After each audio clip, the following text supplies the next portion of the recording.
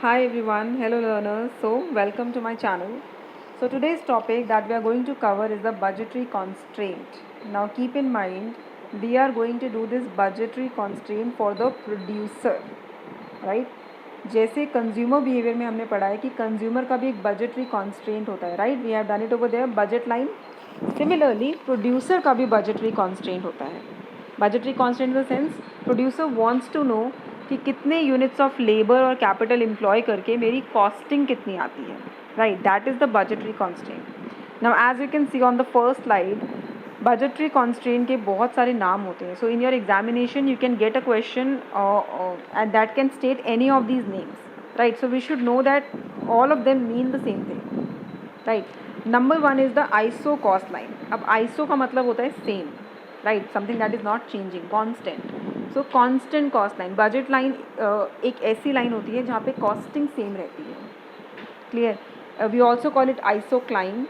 We also call it producer's budget line, and we also call it budget constraint line. So any of the names given, but they are talking about the same thing, right? All right, let's move on.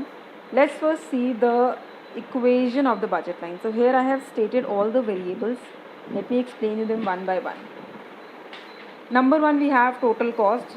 ये तो basically budget line के ऊपर ही draw होगी. We will tell what is the total cost that a producer is spending. K stands for units of capital. K stands for units of capital. How many units the producer is using. Similarly, L stands for units of labor. PK is price per unit of capital.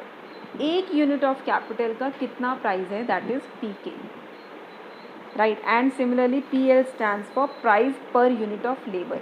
एक labour का price कितना है, right? So that these are the variables. Now using these variables only we are going to formulate the equation. Let us see. So we can see the equation is TC is equal to K multiplied by PK plus L multiplied by PL. Let's understand this very simple. It's very simple. TC is the total cost. K number of units of capital multiplied by price per unit, and number of units of labor multiply by price per unit of labor. As simple as that. ये equation is exactly the same as they have done in consumer behavior. मैं आपको याद दिलाती हूँ, consumer की जब हम budget line study करते थे तो उसकी इक्वेशन क्या होती थी?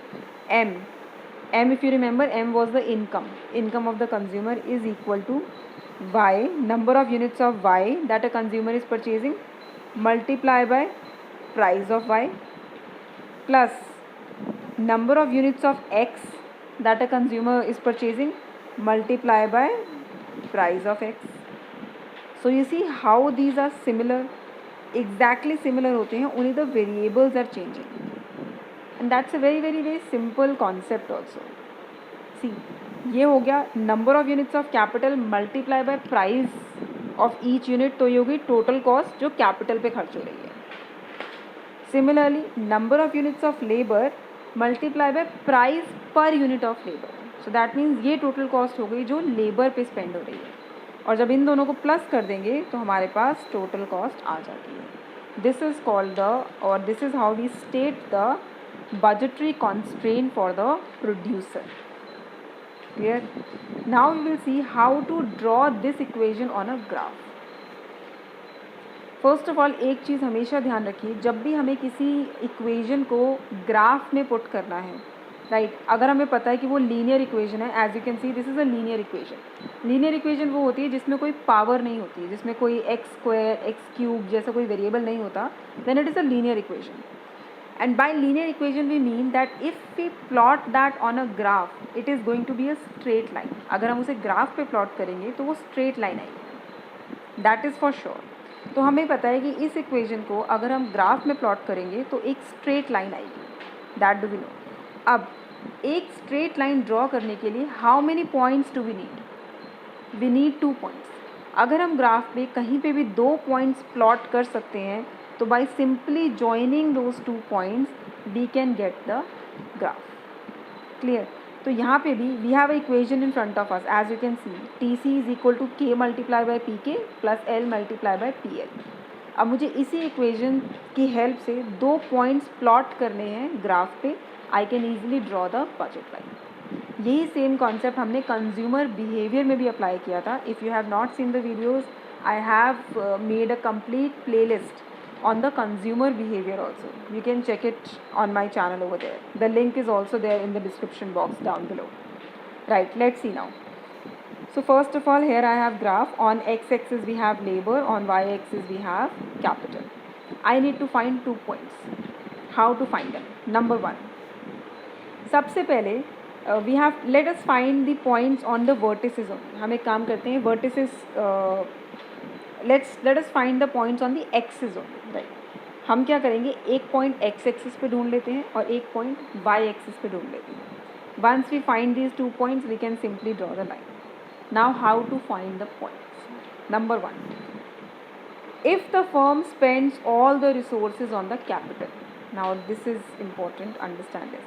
अगर फर्म अपने सारे कॉस्टिंग, रिसोर्सेज का मतलब है सारा मनी प्रोड्यूसर कैपिटल पे ही स्पेंड कर रहा है, दैट मीन्स लेबर वो परचेज कर ही नहीं रहा है. Just hypothetically, because I want to find a point. So क्या मैं कह सकती हूँ कि इस इक्वेशन में ये वाला चीज़ ज़ीरो हो जाएगा. This will become zero because he is not spending anything on labour. Labour तो हम परचेज ही नहीं करें. This is zero. So the equation, what will the equation become? The equation will become this: total cost is equal to zero plus k multiply by P K. Second वाला हमारा ज़ीरो हो गया, right. I need to find k. मुझे ये जानना है कि if the firm is spending all the resources on capital, then how many units of capital can I buy? So that will be total cost divided by price of capital. So let's say ये वाला point हमारा यहाँ पे आता है. And that's pretty understood कि ये point y axis पे ही लाई करेगा. This point will lie on y axis only. Why? क्योंकि लेबर इज़ ज़ीरो और y एक्सिस का मतलब है x इज़ ज़ीरो, राइट. तो ये पॉइंट हमारा y एक्सिस पे लाई करेगा. So we have 1 point with us, that is TC divided by PK. Similarly, it's now, I think it's pretty simple to find the second point also. Second point, if the firm is spending all the resources on labor, so the capital part will be 0. So number of units of labor will be total cost divided by price of labor. Simple, right. And now if we simply join them, we get the budget line. बिल्कुल similar concept है. This line look exactly the same as the consumer's budget line, only the variables are changing. अब हम यहाँ पे x और y use नहीं करते हैं, हम यहाँ पे लेबर और कैपिटल यूज़ करते हैं.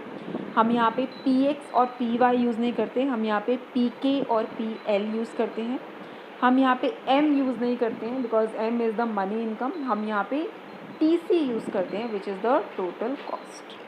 Only the variables are changing, the concept remains entirely the same, right. So that's the budget line graph. Similarly, now we are going to find out the slope.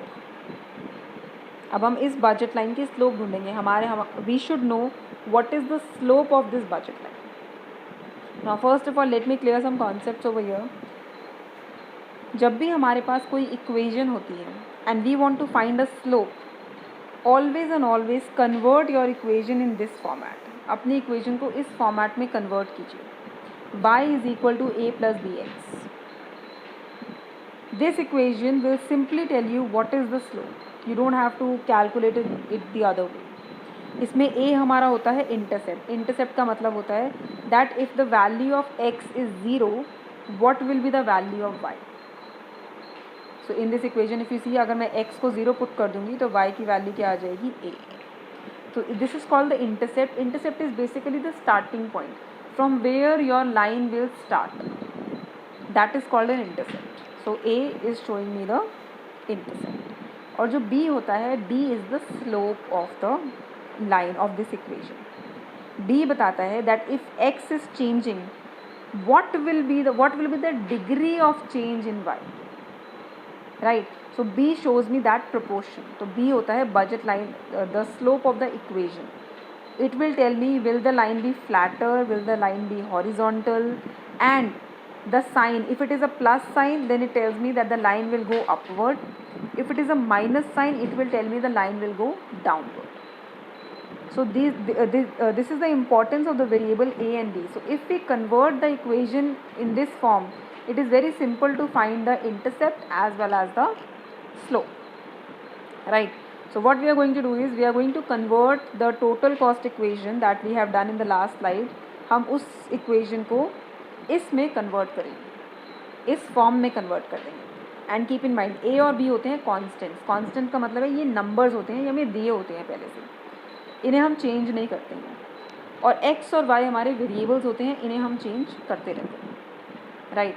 So let's see, let's try that. So this is the equation in front of us. PL multiplied by L plus PK multiplied by K equals to TC, right? इसमें हम क्या करेंगे, हम K वाले part को Y वाला part assume करते हैं और L वाले पार्ट को X assume, because we know labour is on the X axis, so labour को हम X अज्यूम करते हैं और capital is on the Y axis, हम उसे Y पे अज्यूम करते हैं. क्लियर?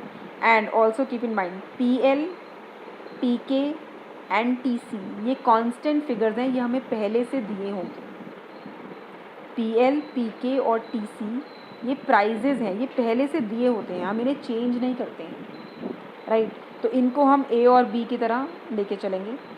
और L और K क्या है? Number of units of labour and capital, ये हम चेंज कर सकते हैं, ये वेरिएबल्स होते हैं. तो इनको हम कंपेयर करेंगे X और Y से. Clear? Let's now convert the equation. सबसे पहले what we will do, we will take this L term on the right hand side, because on the left hand side I need only y. Keep in mind I want to convert the equation in this format, y equals to a plus bx, right? So L वाला variable, L वाला जो part है उसको हम right side पे ले आते हैं, so it will become minus, because on the left side it is plus, when we shift it to the right side it becomes minus. Now I will take the pk part, pk को भी हम right side पे लेके जाएंगे, because P के again constant figure है, मुझे वो नहीं चाहिए on the left hand side. Left hand side पे सिर्फ वाई वेरिएबल होना चाहिए और वाई एक्सिस का वेरिएबल के है, only K is the Y axis variable.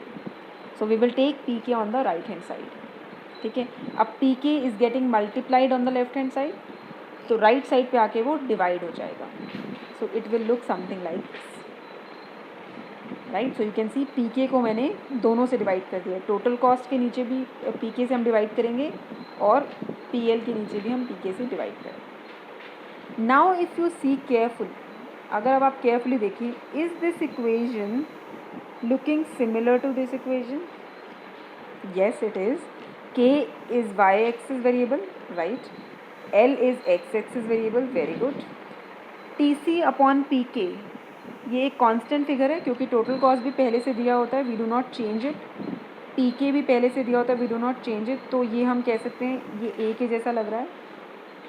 And P L upon P K ये दोनों भी कांस्टेंट हैं, because we are given this in advance itself, हम इसे चेंज नहीं करते हैं. We can compare this to B. So now by the comparison formula can I say that the slope of this budget line is PL upon PK. We can easily make out the slope of the budget line is PL upon PK. That means it is the ratio of the prices of the inputs. दोनों inputs के जो prices होते हैं उसका ratio होता है हमारा budget line. And you can see there is a negative sign.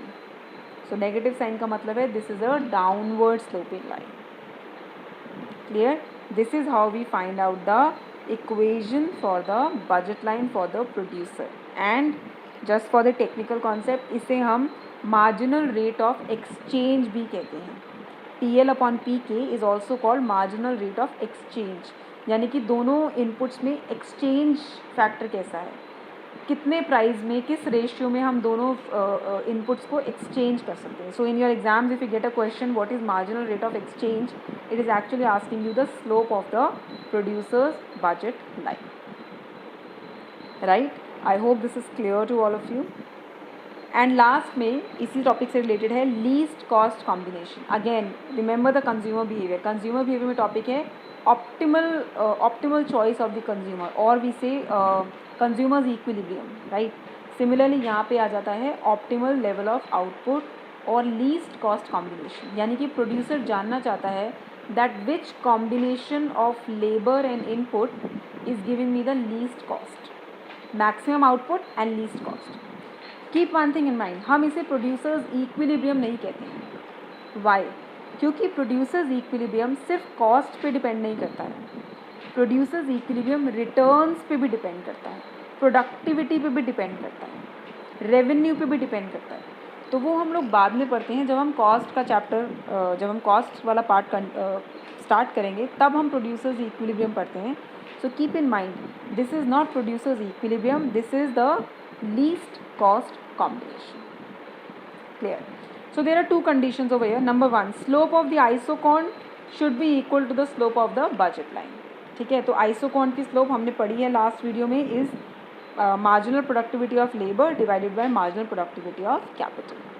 And slope of the budget line we have just done, it is the PL upon PK. यहाँ पे माइनस साइन स्पेसिफिकली लिखने की जरूरत नहीं है, because I told you minus sign only tells me the direction. Steeper और flatter तो absolute value होती है. Clear? So PL upon PK, this is the first order condition, और we can see the necessary condition. ये condition तो होनी ही होनी चाहिए. Other than this necessary condition there is an additional condition also, और we can say there is a second order condition which says that the first order condition should be satisfied at the highest possible isocon. सबसे ऊंचे वाले isocon पे ये condition satisfy होनी चाहिए.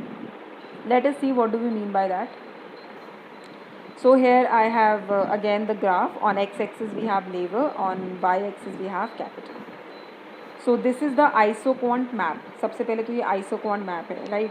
IQ1 मुझे दिखा रहा है कि IQ1 पे आउटपुट आएगा 100 यूनिट्स, IQ2 पे the output is 200 units, and IQ3 पे द आउटपुट इज़ 300 यूनिट्स. ठीक है. This is the budget line of the producer AB. Now I see, what do I see? That budget line isoquants को 3 points पे touch कर रही है, at point J, E and K. Right? I can see that. So at points E, J and K, slope of the budget line is equal to slope of the IQ. ये मुझे कैसे पता है? जब भी कोई दो लाइनें जिस भी पॉइंट पे टच करती हैं, मीट करती हैं, वहाँ पे स्लोप इक्वल होती है. Clear? So I can say at all these 3 points, first condition is being met. First condition हमारी meet हो गई है. But second condition क्या है? That the first condition should be satisfied at the highest possible isocon. तो वो मुझे दिख रहा है कि second condition E point पे ही meet कर रही है, because E lies on IQ2 and J and K lie on IQ1. So that means the least cost combination or the optimal cost combination for the producer is point E, यानी कि point of tangency. तो producer को पता है that if I want to produce 200 units of output, तो मुझे E point पे ही settle होना है. There my cost is going to be the minimum. That is the least cost combination of producing 200 units of output. Clear? I hope this is clear to all of you. This is the concept of the budget. This is the concept of the budget line of the producer. In the next video, we are going to do the topic laws of returns to scale. So I hope you like the video. If you like it, please give a thumbs up. Tell me in the comment section if you have a problem in anything. And till then, goodbye. Keep studying. Study smart. Thank you so much.